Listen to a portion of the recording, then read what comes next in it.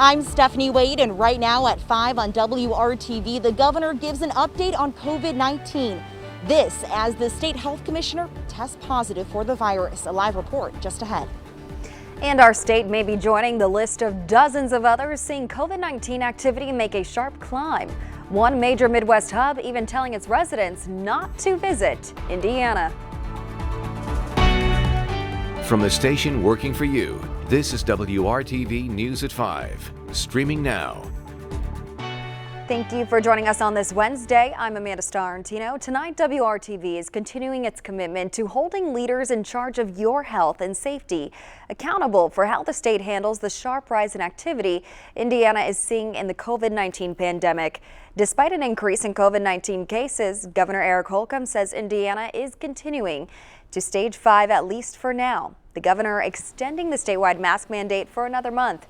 Our Stephanie Wade has been following the latest developments today. Stephanie, what can you tell us? Amanda, we are all thinking of this state health commissioner tonight, Dr. Christina Box, and her family, after she announced they have all tested positive for COVID-19. The governor and other state leaders will be getting tested later this afternoon. But the main message from the governor today is to continue wearing face masks. He extended the statewide mask mandate at least another month. This was supposed to expire this Saturday. Now, the governor sounding almost frustrated today with those who are not following the mask mandate, not being responsible, saying students and staff at schools are leading by a better example, wearing masks all day long, but some adults are not doing the same. In less than a month, Indiana's positivity rate went from below 4% to now 5.3%, again in less than 30 days. With this recent increase and a major city adding Indiana to its required quarantine list, we asked the governor, what's next? What do you make of Chicago adding Indiana to its traveler quarantine list? And is this an indication of how our state is doing right now with the rising cases? How should people be feeling right now? People should be feeling like the trend is moving in the wrong direction. And what do I need to do to bend that trend down? And I think she has the best interest of her city and at heart and of mind, and so do I for our state. And the quicker we both, because this is happening all over the Midwest, the quicker we both and our other neighbors can bring down these numbers, obviously the more lives and livelihoods we will save. Now, Governor Holcomb repeated today the importance of keeping the state open. He defended remaining in stage 5, saying despite the rise in cases, he says he traces the rise in cases to people's action and behavior, saying we can hold events, we can hold sporting events, but we have to do it safely and responsibly, that we have done that so far by wearing face masks. Reporting live tonight, I'm Stephanie Wade, WRTV. Thank you for that, Stephanie. And we have been talking about the major spike in COVID-19 activity in Indiana. So let's get to the latest numbers to put this all into context. The State Department of Health reports 14 new deaths of Hoosiers with COVID-19. So far, 3,609 people in Indiana have died. And we are not seeing daily increase of numbers quite as high as last week when they approached the 2,000 mark. Today, the state reports 1,172 new cases of COVID-19. The statewide positivity rate did climb a bit last week as well. But another piece of the puzzle to consider here is location. Each day brings changes in the state map of county distributions of COVID-19 activity. For example, some counties are on the rise, like Fountain County, which has just recently been changed to level red with a nearly 19% average positivity rate right now. And Cass County has been added to the list of flagged counties due to a large number of new cases being linked back to large gatherings. The interactive map on the State Department of Health's COVID dashboard shows whether each county's cases are going up or down on a daily basis. The continuing rise in cases has prompted Chicago health officials to add Indiana to its travel quarantine list, as Stephanie just mentioned. That means anyone visiting or returning to Chicago from Indiana must quarantine for 14 days upon entering the city. North Carolina, Rhode Island, and New Mexico were also added to the order Tuesday. The emergency travel order now applies to 25 states and Puerto Rico.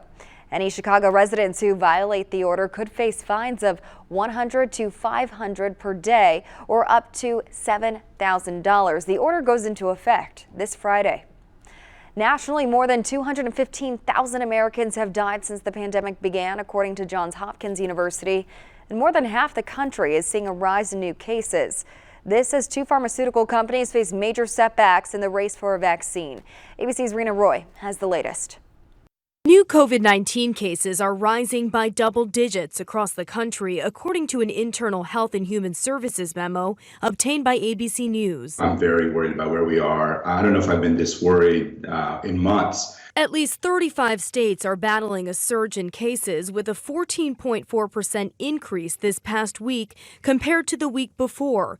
Wisconsin emerging as a U.S. hotspot, facing a record number of deaths. In just the last month, hospitalizations nearly tripling. We know Wisconsin is in a crisis right now. This field hospital now set up in Milwaukee. Tony Green says he thought the coronavirus was an overblown media hoax, but after losing family members and contracting COVID-19 himself, he says he now views it differently. I lost my father-in-law and his mother, both very special people, both relatively healthy. It humbled me. More than it even humiliated me, it humbled me. Meantime, President Trump, fresh off his COVID-19 diagnosis, not wearing a mask at his rally Tuesday in Pennsylvania and making unproven claims about immunity for those who've also contracted the virus. Well, you're the people I want to say hello to because you are right now immune. But scientists warn a person's immunity after contracting COVID-19 is still unknown. Dr. Anthony Fauci says the president is sending the wrong message, saying, quote, because he is such a visible figure, it amplifies some of that misunderstanding that people have that it's a benign disease. This as we face another setback in the fight against COVID-19. Eli Lilly pausing its antibody treatment trial, which was in its final stage, following a potential safety concern. That news came just a day after Johnson & Johnson announced it has also halted its vaccine trials after one of the participants came down with an unexplained illness. Health experts say this should serve as a reminder to the American people that safety is paramount in finding a vaccine. Rena Roy, ABC News, New York. Hope you've enjoyed the warmth. Windy, warm, and dry as expected today, but big changes are on the way starting probably in about 12 hours. 78 is our temperature. The humidity, look at that, 25%. Bone dry across central Indiana. Wanted to draw a few things on the map here for you. We've got a strong south wind and the cold front, really the second cold front. There's a weaker one out in front of that, but that's the front that may generate some showers in the morning, and it will definitely deliver cooler temperatures. But right now, the balloon of warmth all the way to Chicago and certainly through the state of Indiana. The wind, which has been strong today, will be stronger tonight, gusting over 30 miles per hour. Remember, the sun sets shortly after 7 o'clock. That will not necessarily calm the wind down. Temperatures in the morning right around 60, but notice what they're doing. They're going down. So take a jacket with you in the morning. We'll focus on our rain chances and how low temperatures will go for Friday and Saturday coming up. See you soon, Kevin. For many of us, one of those iconic images in our minds on Election Day is people piling into a van to go to the polls together. And tonight, WRTV is getting to tell you the origin story of a local trio working to make sure Hoosiers make it to vote, even if they do not have a ride. This team works like they've known each other forever, so you won't believe when you hear how they met. Our Troy Washington is using her insightful storytelling to introduce us to this amazing effort. So stick around for that tonight on the news at 6. Important information for Hoosier voters. A federal appeals court has shut down an extension for absentee ballots. A judge proposed extending the deadline 10 days because of slow mail delivery and the pandemic. Ballots would be accepted as long as they had a November 3rd postmark. Instead, ballots must arrive by noon on Election Day as originally planned. Common Cause Indiana says about 1,500 ballots in Marion County and 400 in Hamilton County were rejected in the primary elections because they did not arrive at the noon deadline. And we are keeping track of any new developments that could affect your ability to cast your vote. And we've also got everything you need to be prepared on Election Day. You can find all of that right now at WRTV.com/election2020. WRTV wants to help you rebound, especially if you've got a family to look after. Still ahead, insider tips on how to get your family finances through uncertain times. And our political insiders are giving insight on the extended mask mandate as we continue in the election season, where we're headed as a much discussed rule is kept on the books.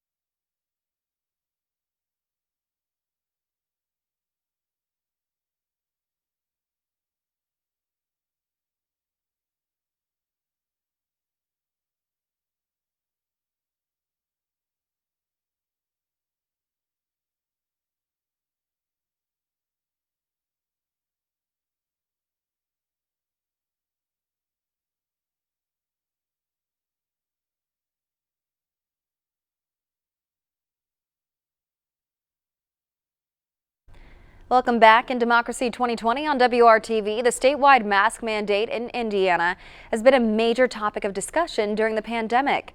Our Rafael Sanchez just spoke to our WRTV insiders to weigh in on the extension. It is now time for our political insiders. The big issue of the moment, the governor extending the mask mandate till November the 14th. Also learning today that the state's health commissioner, Dr. Box, has COVID-19 and that the governor and members of the state health department will get tested. What do you make of all of this, Megan Robertson? I hope people get the point. Wear your masks. We're all going to have to figure out how to do Thanksgiving and Christmas with our families staying as far apart as possible because, frankly, we weren't adults in doing the things we needed to do this summer. I think the governor, unfortunately, in this instance, I just saw a poll where he's got a huge lead. I don't understand why he isn't doing the right thing. He knows what the right thing is. He did the right thing in March. He did the right thing in April. I'm really stunned with as big a lead as he has this close to the election that he is not going back and doing the things the right way. Joey Fox. Well, I mean, look, the governor has said that I think the quote was, the blanket response won't solve the problem, that they're going to focus now on individual and more local outbreaks and providing additional resources where that goes. And he said, look, this isn't necessarily about the stage that we're in. This is his argument, not about the stage we're in, but about individual behavior. The governor is protesting that stage 5, it doesn't have anything to do with stage 5, doesn't have anything to do with what stage we're in, but he's sitting in his office isolating with a mask on, waiting to take a COVID test because his health commissioner tested positive for it. I think we have to really take a very close look at, is there a correlation with the stages?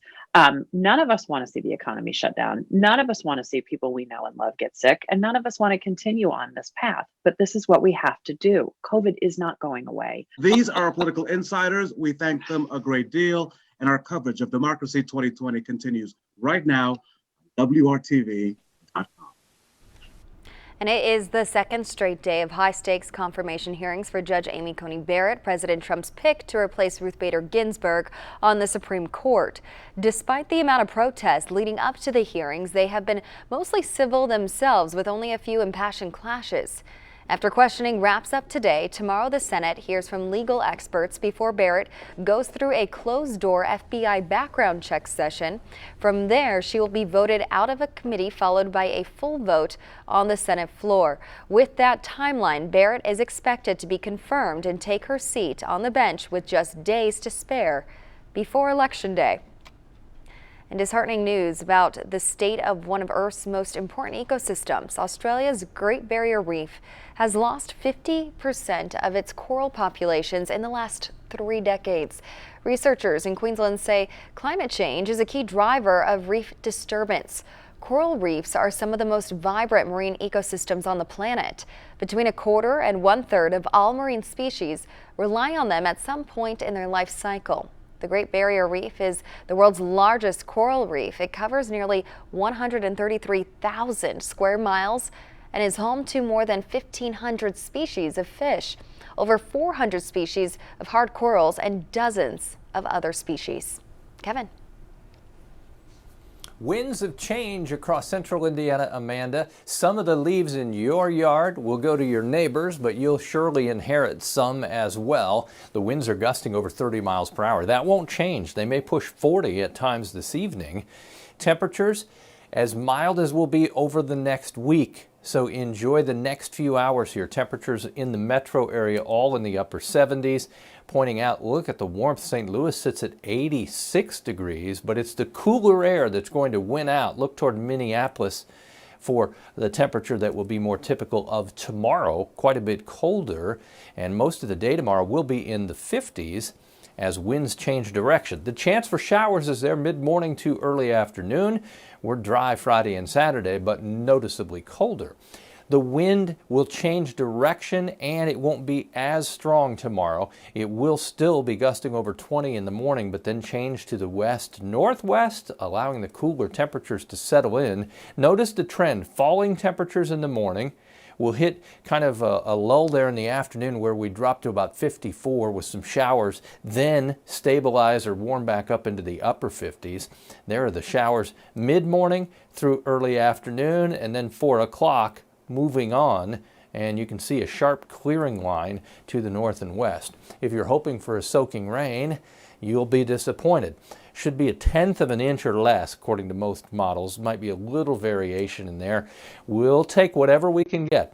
As you look at your Friday forecast, frosty start in some spots, about 34 degrees, 8 a.m. Temperatures in the afternoon in the upper 50s. It will feel like football weather Friday night. For fans going, you'll need a jacket. Temperatures will be in the 40s.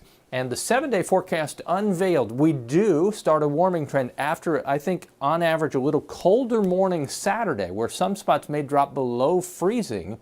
We'll start to warm things up as far as low temperatures next week. And you see, by midweek next week, 69 degrees. Indications are beyond the 7-day forecast. Temperatures may remain above average. 66 is our average high right now. Amanda? Thank you, Kevin. The Rebound Indiana is our commitment to bring you advice from experts helping your family make it through an economic crisis. Our Lauren Casey spoke to a banking expert with Bank of America, and she has 5 simple tips for your family finances during uncertain times.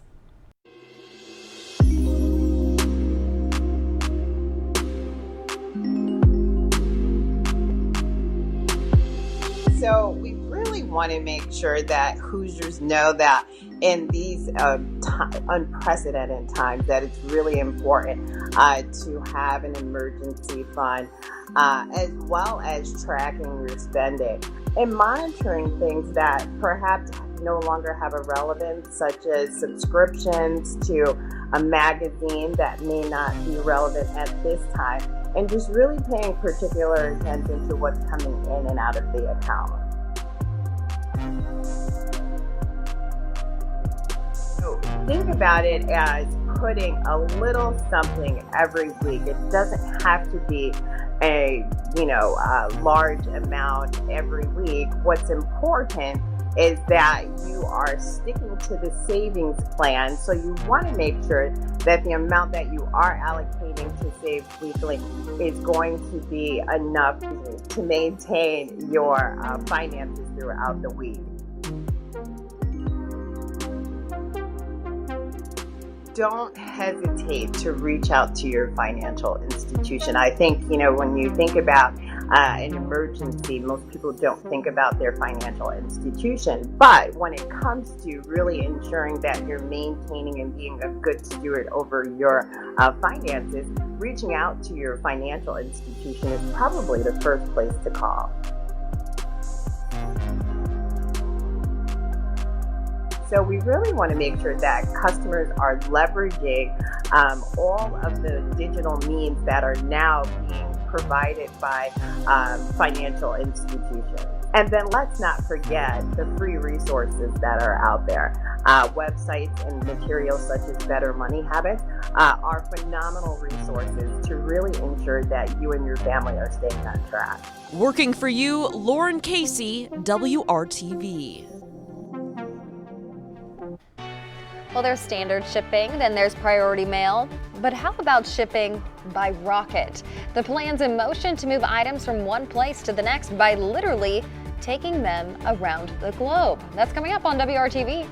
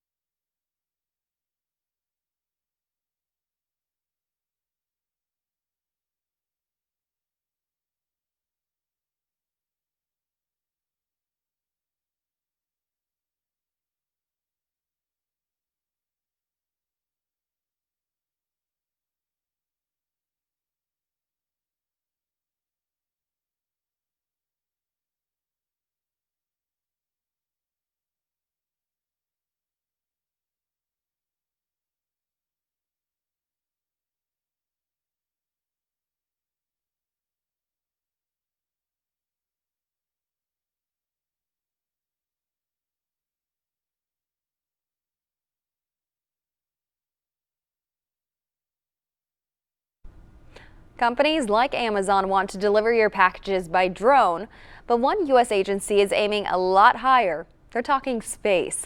U.S. Transportation Command wants to use private spaceships to move cargo around the world. The agency's commander has announced a partnership with SpaceX and X-Arc. They're exploring the possibility of transporting humanitarian aid and other time-critical items through space. That commander says, imagine being able to ship a military cargo plane's payload anywhere on Earth in under an hour. Of course, there are many hurdles to cross, such as cost and cargo weight constraints. You officially have permission to treat yourself to something sweet tonight after dinner because you've got a lot to celebrate when it's National Dessert Day. People around the country will be indulging with you. It's not only a day to enjoy your favorite desserts, but to celebrate the rich history of sweets. So cake, for instance, has a long legacy. The Vikings and even the ancient Greeks enjoyed cakes made from flour, eggs, milk, nuts, and honey. And the popular sponge cake, closer to what we now know, was first believed to be baked in Spain during the Renaissance. Whatever your favorite dessert may be, give yourself a pass to indulge today. Health officials are worried about a flu outbreak happening amid the COVID-19 pandemic, so there is a new, easier way to get your flu shot so you can stay safe. That's tonight at 6. And even the shrewdest eye may not necessarily be able to spot this scam. We'll put you to the test coming up when the news continues at 5:30 on WRTV.